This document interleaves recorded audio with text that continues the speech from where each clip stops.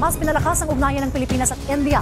Katunayan, nakamit sa kauna-unang pagkakataon ng 3 bilyong dolyar na total trade and investment ng dalawang bansa sa ilalim po ng pamumuno ni Pangulong Ferdinand R. Marcos Jr. Philippine Ambassador to India, Josel Ignacio, umuusad at tumatakbo ang lahat ng antas ng ugnayan sa pagitan ng India at Pilipinas. Kasama na ang kalakal, depensa, liderato at turismo.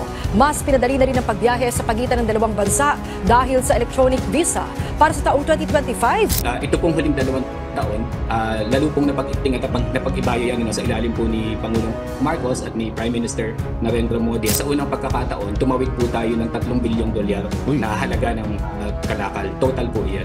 Grabe, first time ito mangyari. Ngunit bakit hindi ito masyadong ibinabalita? Isang napakalaking good news mga kaibigan ang nangyari sa ating bansa.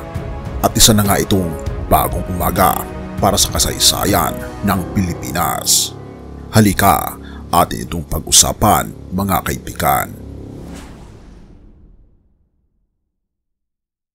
Isang bagong umaga, BBM at ang makasaysayang $3 billion trade o 174.687 na bilyong piso na deal ng Pilipinas at India.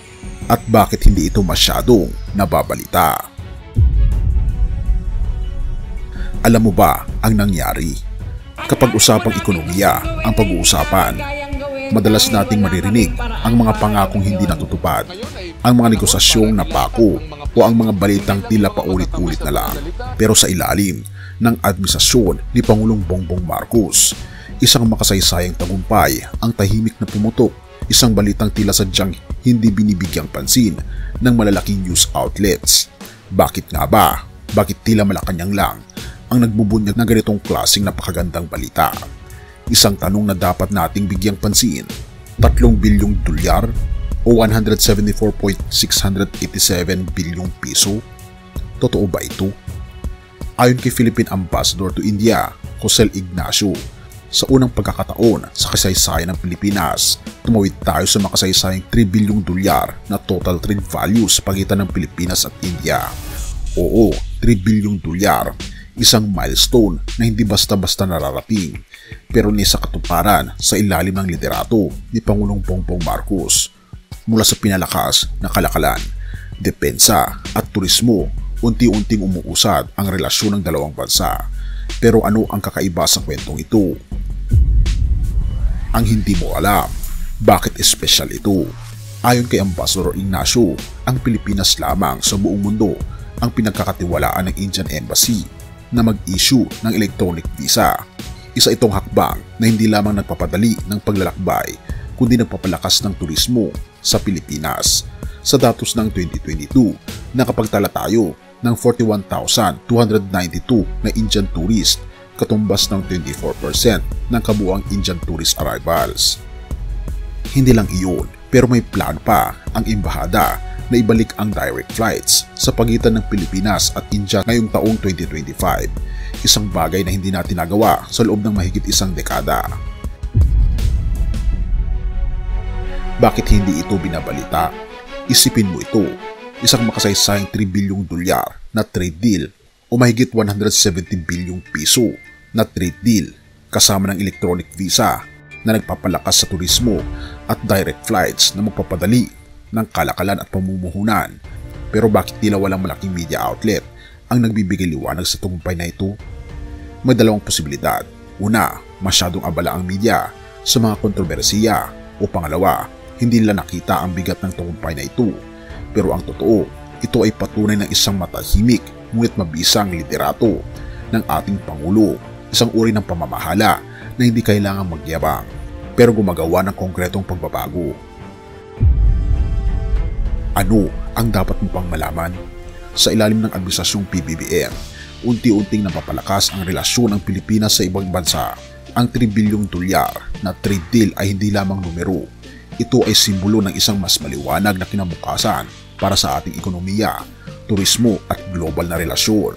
Therefore, kung iniisip mo pa rin kung may maganda bang nangyayari sa ating bansa, tandaan mo ito. Sa kauna-unahang pagkakataon, tumawid tayo sa 3 bilyong dolyar sa India trade, isang bagay na kailanman ay hindi pa natin nagawa. Kaya ang tanong, Bakit hindi mo ito nababalitaan? At ngayon na alam mo na ano ang gagawin mo at ano ang iyong kaisipan kaibigan patungkol sa bagay na ito.